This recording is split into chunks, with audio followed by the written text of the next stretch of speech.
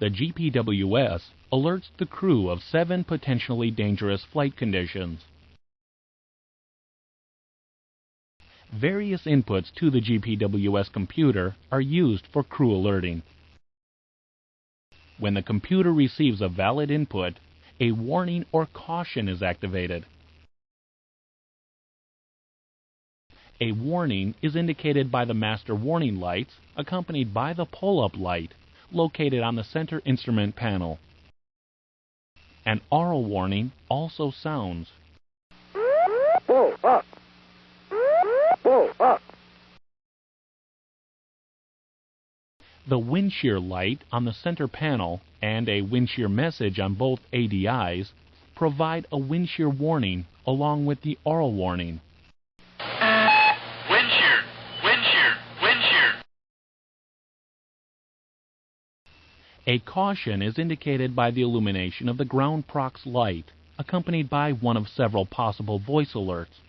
For example, Think rate. Think rate. Terrain! Terrain!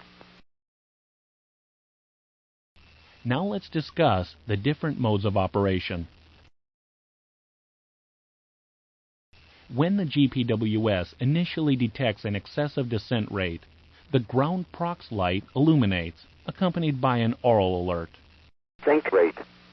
Think rate.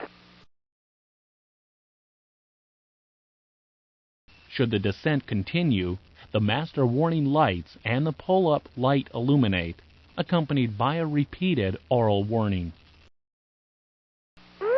Pull up! Pull up! Decreasing the descent rate causes the warning to revert to a caution alert. Think rate. Think rate. When the excessive descent rate is corrected, the alert ceases. Should an excessive terrain closure rate be detected with the aircraft not in the landing configuration, the ground proximity light will illuminate, accompanied by a terrain alert. Terrain! Terrain! If the closure rate continues, a warning will occur. Pull up! Pull up! Stopping the closure rate causes the warning to revert to a caution. Terrain! Terrain! The caution alert will terminate when sufficient terrain clearance is attained, or the flaps or landing gear are extended. If the aircraft is in a landing configuration when the excessive terrain closure is detected, an alert is initiated as in the previous condition. Terrain! Terrain! However, there will be no warning alert in the landing configuration. The caution alert will continue until terrain closure no longer exists. The GPWS also alerts the crew of unsafe terrain clearance when the landing gear or flaps are not properly set for landing. The unsafe terrain clearance is signaled by the ground prox light and an aural alert. Too low! Terrain! Too low! Terrain! A gear override switch located on the center panel may be used to inhibit the gear alert if you are intentionally landing with an unsafe gear.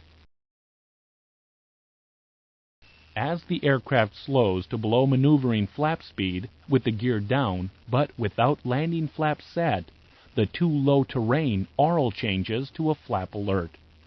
Too low! Flap! Too low! A flap override switch located on the center panel inhibits the flap alerts if intentionally landing with less than landing flaps. In either instance, correcting the configuration error or climbing to a safe altitude will cancel the alert. Another alert is provided should the aircraft lose altitude after takeoff or during a go-around with the gear or flaps retracted. In this instance, the ground prox light illuminates accompanied by Don't sink. Don't sink. if the descent continues, the aural alert changes to a terrain alert. Too low. Terrain.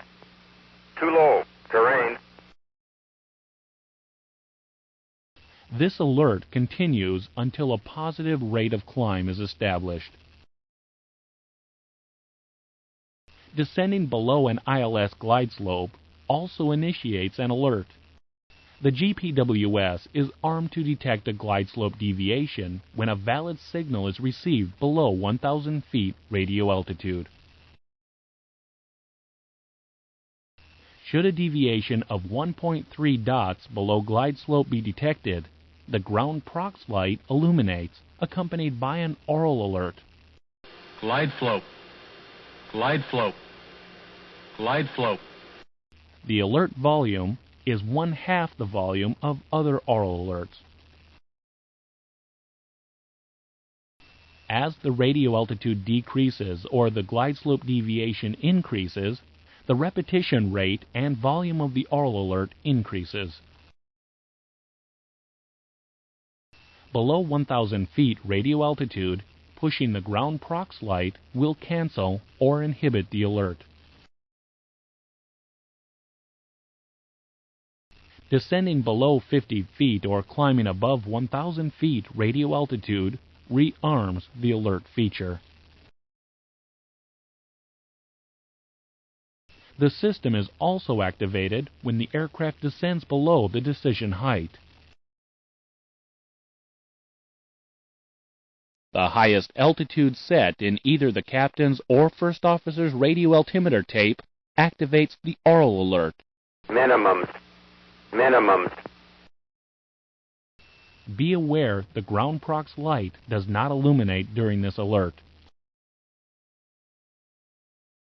The last alert involves wind shear, which has priority over all other alerts.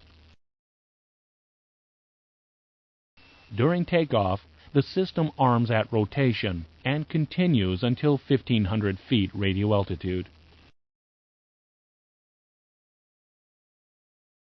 During approach, arming occurs at 1,500 feet radio altitude until touchdown.